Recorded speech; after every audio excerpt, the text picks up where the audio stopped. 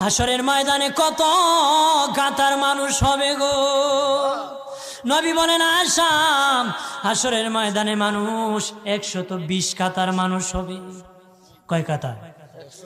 আয়েশা রে, হাসরের ময়দানে 120 কাতার মানুষ হবে।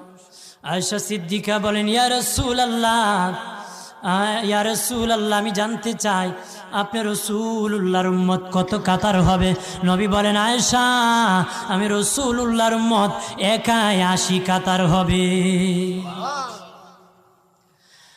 আয়েশা বললেন ইয়া রাসূলুল্লাহ, অগাদিনের নবীজি 80 কাতার দিয়ে আপনার উম্মত হবে, আপনার উম্মতকে কেমনে আপনি চিনবেন?